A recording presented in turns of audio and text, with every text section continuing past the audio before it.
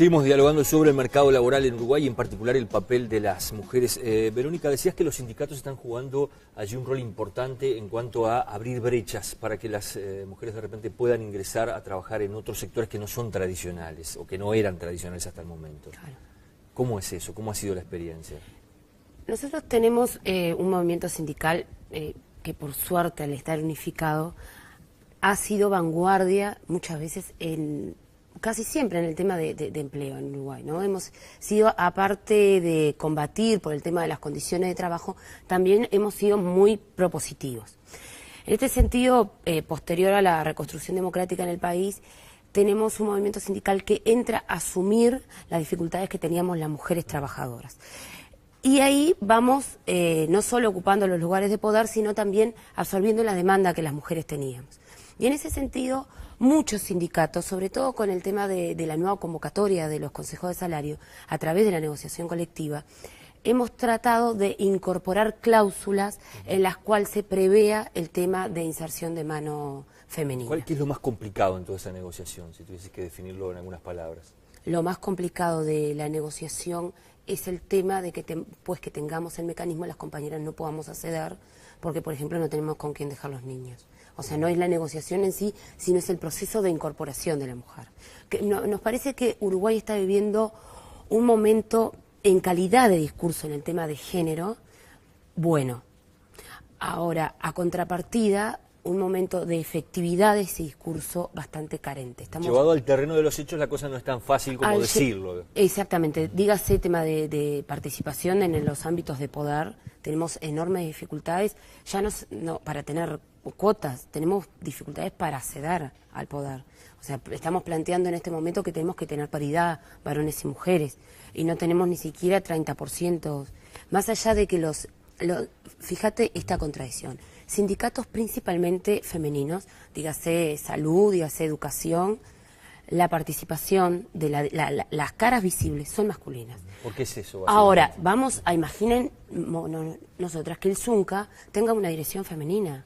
O sea, a nadie se le ocurriría, sería una dirección. Ahora, a nadie se espanta porque la dirección de la FUM o la cara visible de la FUM sea el compañero Fernando Pereira o el compañero... Cuando la amplísima mayoría de maestras son maestras. Son maestras y son enfermeras. Entonces, revertir esa concepción... dentro de las dificultades, me parece que una es el problema del uso del tiempo. O sea, las mujeres tenemos el uso del tiempo dividido, repartido, y cuando estamos en el proceso reproductivo compartido con ese proceso productivo en la sociedad se nos dificulta muchísimo. Y el otro es compartir las sillas, ¿no? Fernando, se dice por ahí, lo han dicho de diferentes sectores, que el Uruguay es un país que está en proceso de entrar al primer mundo, entre comillas, ¿no? Por allí, y que empiezan a sufrirse esos dolores de crecimiento y que esto tiene que ver con eso. ¿Cómo hace una sociedad o cómo han hecho otras sociedades que realmente son sociedades desarrolladas para encarar esto que estábamos diciendo recién, ¿no? ¿Cómo se integra la mujer sin desatender lo que es el funcionamiento de la familia, de los hijos, de las personas mayores que decías recién? Correcto, digamos. No todo el primer mundo lidió con estos desafíos de la misma manera. Tampoco sé si Uruguay está ingresando al primer mundo. Hay temas de desigualdad, no solo de género y de clase y todo.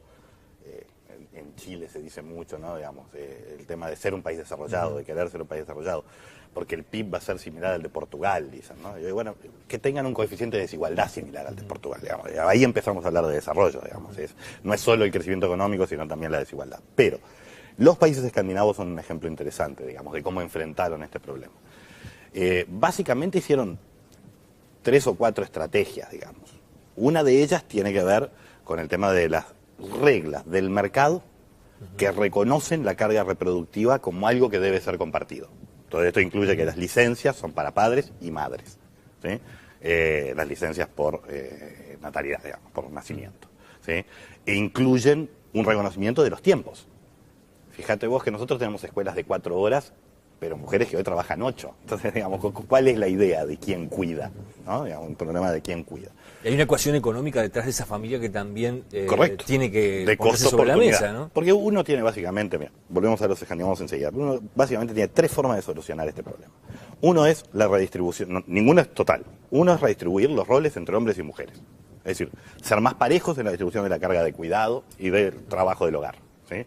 El otro es que el Estado se hace cargo de parte de esta carga, ¿sí? La extensión del horario escolar, el tema de los centros de atención a la infancia, etcétera, ¿sí? Lo tercero es, muchas familias compran en el mercado estos servicios. Se pueden comprar en el mercado. Bueno, los países de rasgo más liberal, por ejemplo Estados Unidos, dejó que se comprara en el mercado. Eso generó una serie de problemas, ¿sí? De desigualdad, ¿sí? Agregada y de desigualdad de género. Los países escandinavos atacaron con estas tres estrategias la cosa. Es decir, hay un componente de mercado, pero sobre todo apostaron fuertemente a la redistribución al interior del hogar y a una fuerte incorporación dentro de las políticas públicas del Estado de sistemas de cuidado, de servicios de cuidado a infancia y a adultos mayores. Es decir, colectivizaron lo que antes se hacía en forma más privada, ¿verdad? Que antes lo hacían las mujeres en el hogar o los hogares que tenían más dinero comprando, ¿verdad? Una de las claves de llegar a sociedades más igualitarias, ¿sí? Es que la incorporación de la mujer al mercado laboral no sea estratificada. Es decir, hoy por hoy, un hogar con 2 ganapán, con 2 personas que ganan el pan, es un hogar con mucho más chances de salir de la pobreza, de poder proporcionar mejores condiciones y bienestar a sus hijos, etc. Ahora, la posibilidad de tener 2 ganapanes, ¿sí? Depende muchísimo de los servicios de cuidado y la calidad de esos servicios existentes con costo o sin costo, ¿sí? Si tienen costo y si se compran en el mercado, entonces solo acceden a ellos, ¿sí? Las mujeres que pueden acceder a salarios que pagan esos servicios privados y dejan un remanente para el hogar. Y no lo pueden hacer las mujeres de sectores medios, medios bajos y más bajos, en donde el salario... No dan los números. Claro, los números no dan. No me cierra, digamos, y se dice popularmente, se dice, bueno, es que no me vale, digamos, no me... Entonces, la importancia de los servicios de cuidado y la importancia de desarrollar esta capacidad desde el Estado, no solo esperar que lo produzca el mercado o que se dé en las familias, es de eficiencia económica, por un lado, la mujer incorporada al mercado laboral, y de proyecto de igualdad, de proyecto de mayor igualdad. Y el tercer elemento que mencionábamos también fuera de cámaras, pero que es importante, es que la eficiencia económica no es solo por el tema de que estamos creciendo a tasas que están demandando fuerza de trabajo. Es que además hoy tenemos una matrícula y un egreso en la enseñanza feminizado. Y no estamos usando, es decir, más mujeres que hombres estudian más años y egresan más. Y sin embargo, a la hora de plasmar eso en el mercado laboral, no, eso no se plasma por arreglos, en el fondo, no solo que violentan derechos, sino que además son ineficientes. ¿Cómo lo ves, Verónica? Estoy en parte bastante de acuerdo con el planteo del sociólogo. Ahora yo lo complementaría también con una cuestión de que la generación de políticas públicas son cuestiones de generación de cambios de cultura. Y ese es uno de las claves que me parece que también le estamos fallando en esa 3 patas que él decía, ¿no? El cambio de cultura. Nosotros vemos como hay una apertura por parte de los jóvenes a ver como, por suerte, que se están haciendo cargo, pero tampoco ver a la familia en esa lógica papá y mamá, sino ver en las jefaturas que se den como se den, como quieran, como les guste, y que se pueda entender de que es totalmente disfrutable. O sea, no, ese es otro tema. O sea, no es, para mí, no es una carga tener que cuidar a mis hijos o hacerme cargo de los ancianos. No, es un placer, o sea, poder estar en el proceso de desarrollo infantil. Me parece que es un privilegio que teníamos las mujeres monopolizado y que hay que compartir con los varones. Ese es uno de los sentidos. Y el otro sentido es el sentido más político. O sea, me parece que la sociedad no tiene que tener miedo a que las mujeres accedamos al conocimiento, al poder, tanto poder político como poder económico. Va a generar una sociedad más igualitaria y con el poder más repartido no va a generar monstruos enormes ni bocas enormes que devoren a nadie. O sea, va a ser, me parece a mí, sociedades más sanas, en el cual las mujeres no estemos ni tan cansadas, ni tan resentidas, ni con tanta potencialidad para dar y no tener donde desarrollarlas. Va a ser de sociedades más sanas, y en ese concepto estoy de acuerdo con lo que hablaba él, de no ver tanto los números del desarrollo en términos económicos, ni de PBI, sino en términos de desarrollo de potencialidades. Me parece que no utilizar toda la mano de obra femenina que tenemos para utilizar está de alguna manera malgastando este país, en un sentido que a la larga va a perjudicar. Fernando, nos queda un minutito. No, quiero en verdad resaltar, porque digo, no, en ningún momento quería dejar de lado eso que yo creo que es fundamental. Es decir, hay una transformación cultural de base, que es muy importante, que tiene que ver con los roles de género y con la capacidad de disfrutar, ¿verdad?, hombres y mujeres, ámbitos diferentes, productivos y reproductivos de la vida. Eso es absolutamente fundamental.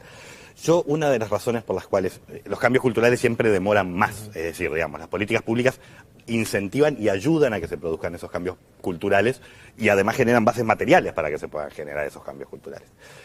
Justamente porque tenemos diferentes tipos de familia y porque tenemos que reconocerlas como tales. Por ejemplo, hoy tenemos familias monoparentales, digamos, muchas más que antes, que en el pasado. Una de las claves para mí importantes, y por eso la importancia de extender rápidamente y colectivizar parte de la carga de cuidados, es la autonomía económica de la mujer, ¿sí? El contrato patriarcal, el contrato clásico de hombre, mujer, etcétera, era un contrato que tiene un componente de dominación y tenía supuestamente un componente de protección, era toda la vida, ¿sí? Pero ahora le agregamos al dolor insulto, digamos, porque en realidad la carga reproductiva es tuya, que podrá ser disfrutable, pero eso no te da autonomía económica, pero después yo me voy y no necesariamente están los mecanismos legales y jurídicos que garantizan que la carga reproductiva queda contigo, los niños quedan contigo, pero yo soy el que tiene autonomía económica y arreglate como puedas. Entonces, la importancia de la autonomía económica de la mujer en nuestras sociedades hoy, en donde el contrato familiar es otro, es con opción de salida para ambas partes, y es bueno que así sea, y hay que construir otras alternativas. La autonomía económica de la mujer es fundamental. Bien, Verónica, ¿algún mensaje final que quieras dar? Ya nos comentaste bastante recién, nos hablabas de la necesidad del cambio cultural, básicamente, como punto que te parece importante destacar. Me parece, y para generar ese cambio cultural, me parece que las mujeres tenemos que estar en el poder. No solo tenemos que estar en el discurso, sino que tenemos que estar en el poder en los ámbitos de decisión. No es una cuestión que se pueda delegar, me parece.